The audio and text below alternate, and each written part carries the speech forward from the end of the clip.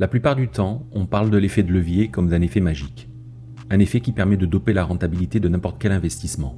Mais est-ce vraiment le cas? Dans cette vidéo, je vous montre que le levier financier est une arme à double tranchant, à manier avec précaution si on veut éviter un effet de massue.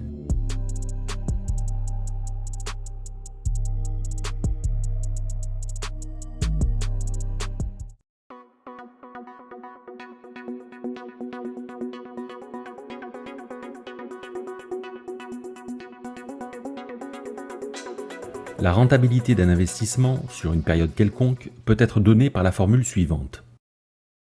Il s'agit de la formule du retour sur investissement, ou ROI, qui mesure le taux d'accroissement du capital sur une période. Lorsque l'investissement dure plusieurs années et que l'on veut mesurer sa rentabilité annuelle moyenne, on utilisera plutôt la formule du TRI, taux de rentabilité interne. Mais pour simplifier la présentation et les calculs, nous utiliserons ici la formule du ROI.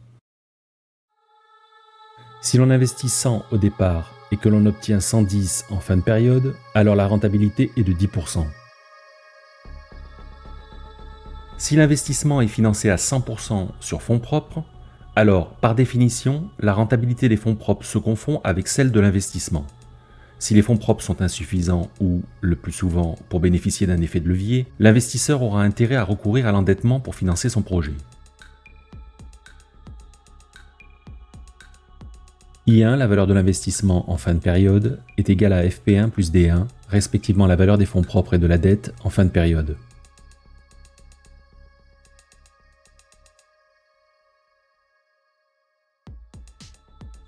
Si on remplace FP1 et D1 par leurs expressions dans l'équation A, on obtient l'équation B.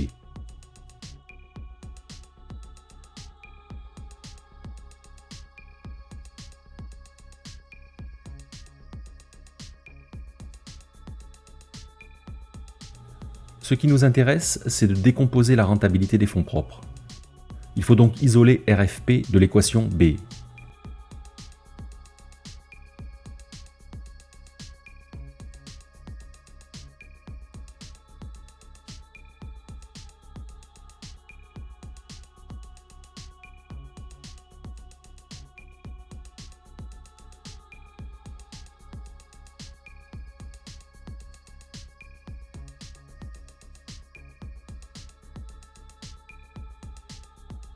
On aboutit à la formule suivante.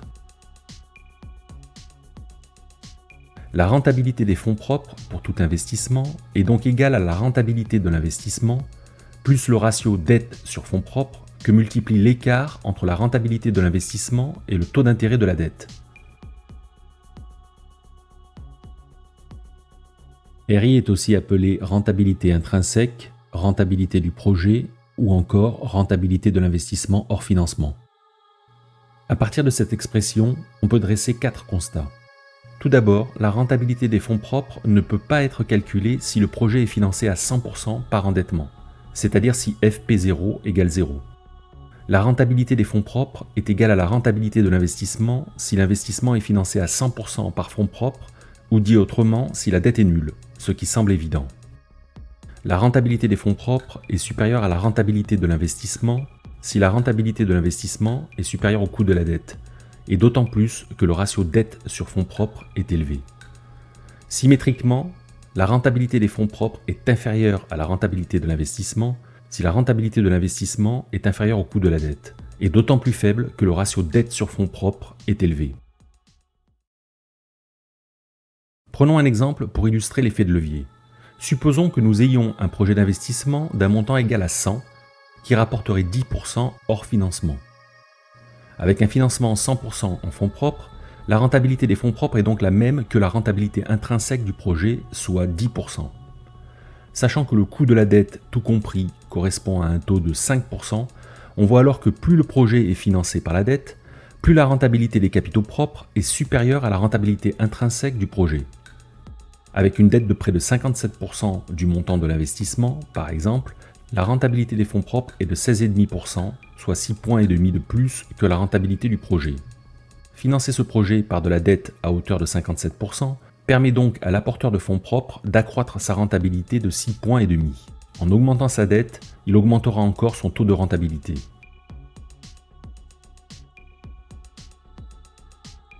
Si le coût de la dette est inférieur au taux de rentabilité de l'investissement, l'effet de levier est positif et augmente avec le niveau d'endettement. Si en revanche le coût de la dette est supérieur au taux de rentabilité de l'investissement, l'effet de levier est négatif. On peut parler d'effet de massue qui augmente alors avec le niveau d'endettement.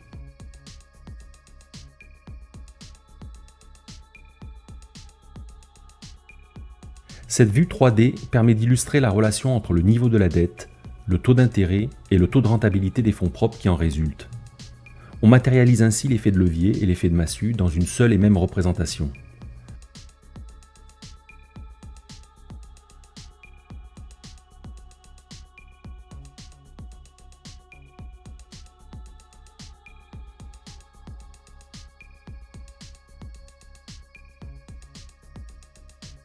Avec un taux de rentabilité intrinsèque du projet à 10%, si le taux d'intérêt est inférieur, comme ici à 6%, alors la rentabilité des fonds propres augmente avec le niveau d'endettement.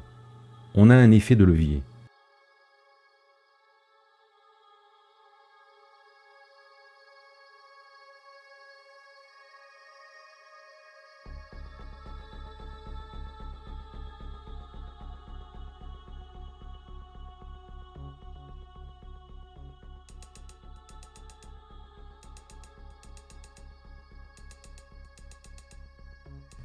Si le taux d'intérêt est supérieur à 10%, comme ici à 12%, alors la rentabilité des fonds propres diminue avec le niveau d'endettement. On a un effet de massue.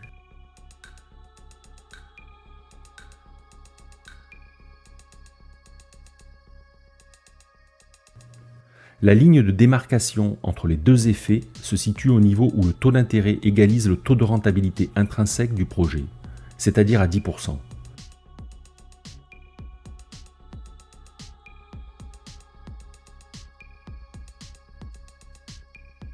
Dans le cas où le taux d'intérêt est à 12%, le taux de rentabilité des fonds propres devient négatif à partir d'un niveau d'endettement supérieur à 83,33%.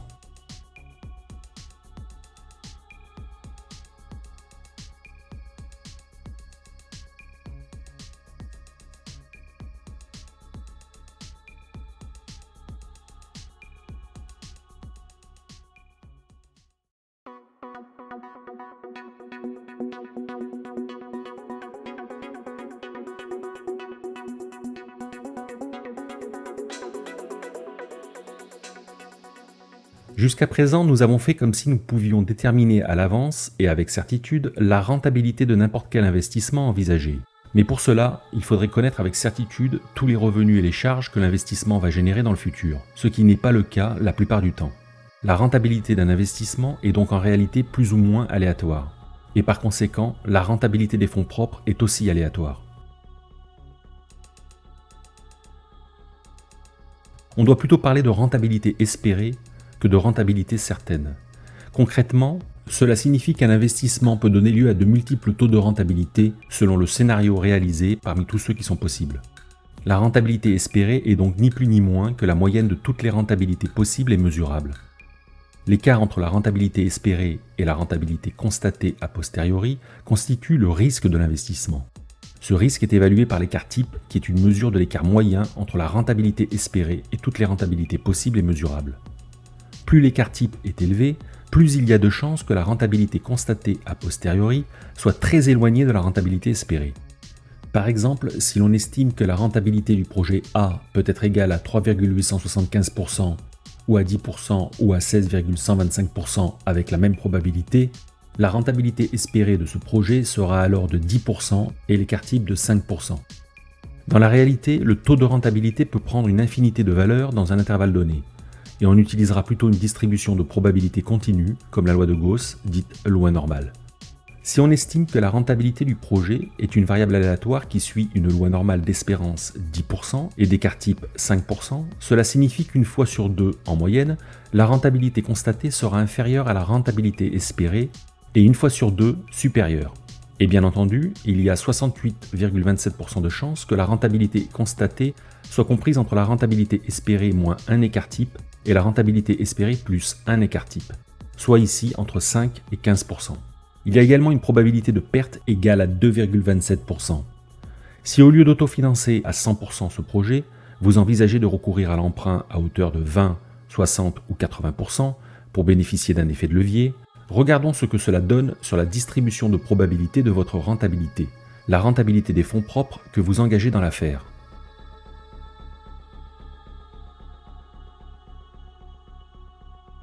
La densité de probabilité du haut correspond au cas où le projet est financé par la dette à hauteur de 80%. Le ratio dette sur fonds propres est donc de 4.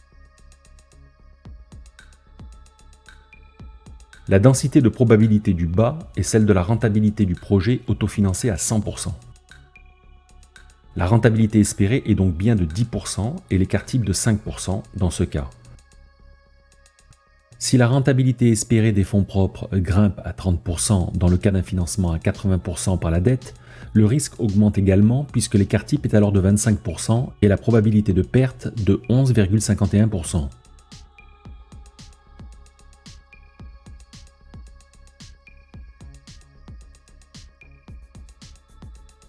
Si on regarde la distribution cumulative des 4 options de financement, on vérifie bien que la probabilité de perte de l'option avec le plus fort taux d'endettement est la plus élevée, soit 11,51%. Si on compare la densité de probabilité de cette option avec celle de l'autofinancement, on voit bien que l'excès de dette accroît le risque de perte. Dans le cas d'un financement à 80% par la dette, la probabilité de perte est de 11,51% et en cas de perte, la perte espérée ou moyenne des pertes est de 12,26%.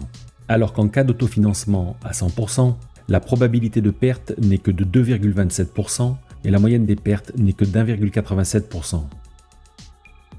En conclusion, on constate premièrement que la probabilité de perte, c'est-à-dire la probabilité d'une rentabilité négative, augmente avec la dette. Deuxièmement, en cas de perte, la perte espérée augmente aussi avec le niveau d'endettement. Moralité, le recours à la dette peut augmenter la rentabilité des fonds propres. C'est ce qu'on appelle l'effet de levier. Mais attention, il augmente également le risque financier. Finalement, l'adage « il n'y a pas de rentabilité sans risque » se vérifie. Ou comme disent les anglo-saxons, « no risk, no return ».